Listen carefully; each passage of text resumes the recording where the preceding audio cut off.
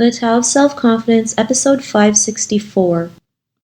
Welcome to the Tao of Self-Confidence, where I share stories of amazing women who have discovered their inner journey to self-confidence. Visit our website at thetaoofselfconfidence.com. Your inner journey to self-confidence awaits.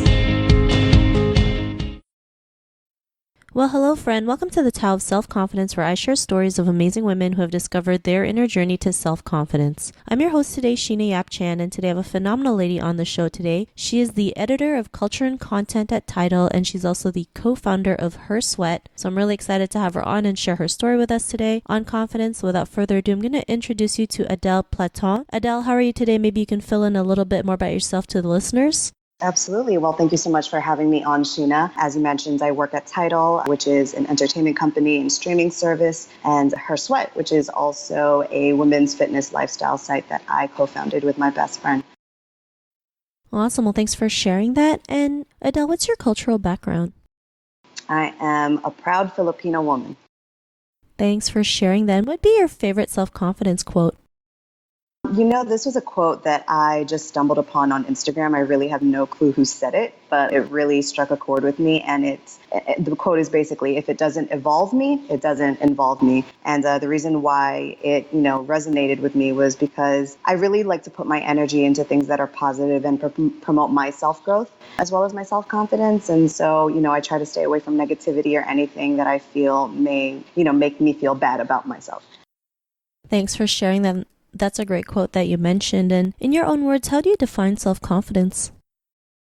Self-confidence is just knowing what you bring to the table, knowing what your value is, and never compromising or settling for anything less than that. It's also having no fear, even if it means potentially failing, experiencing rejection, or putting yourself into situations that are way beyond your comfort zone, because it's those, really uncomfortable moments that often make you into the person that you're meant to become.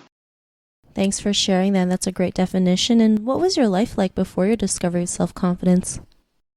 I was painfully shy. I think that my self-confidence was born in high school. When I was younger, I would get these progress reports from my teachers, and, I would get good grades, but then the comments would say lack of participation. And I was so shy and so nervous to even, answer questions in class, not because I didn't know the material, but because I was worried or, embarrassed about what my fellow classmates would think about me or my response if it happened to be wrong, or if I didn't expand on it the right way. But yeah, I used to be so shy that even when I presented math homework, my knees would start buckling. I'd start stuttering, and it was just a whole mess. But it really helped me to become this person who isn't as shy anymore.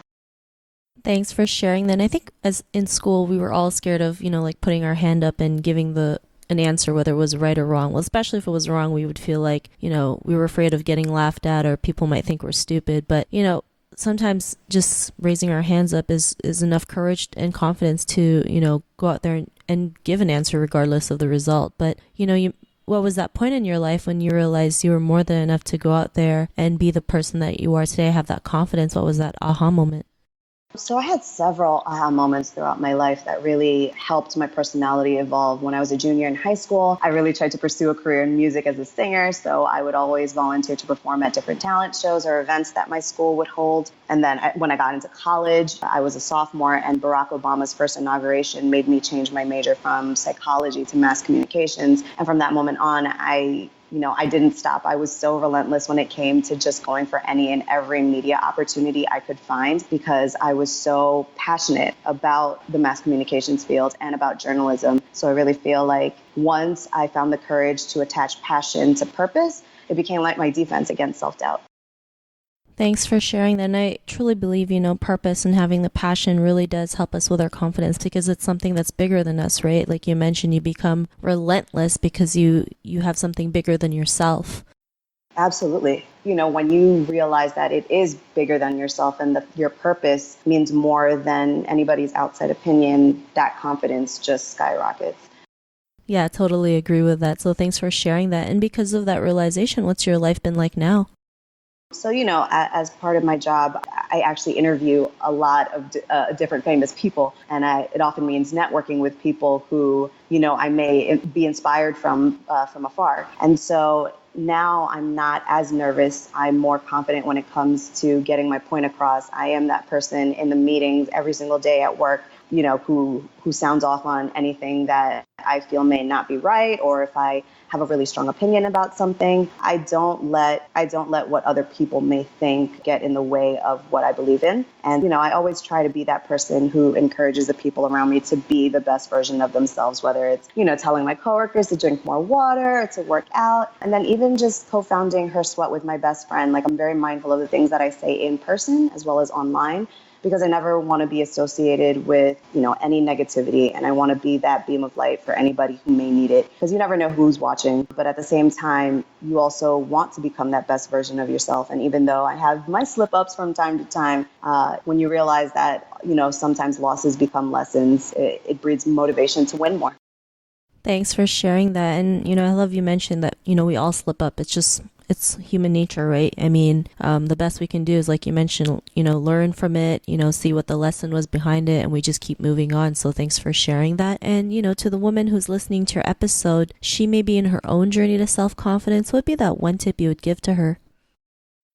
I mean, the journey to self-confidence doesn't really end, whether you're asking for a raise at work or you're asking somebody out. Like, us women are always trying to find, the courage and the guts to demand the most out of our lives, and we deserve it. My advice, though, would be to operate from a place of love, especially self-love, because it's so easy to get caught up in the optics of what an amazing, glamorous life should look like because of social media. But honestly, the real goal is to just give yourself that, that motivation, give yourself that validation. And then when you realize that you have your own personal glow, that light begins to attract many more blessings.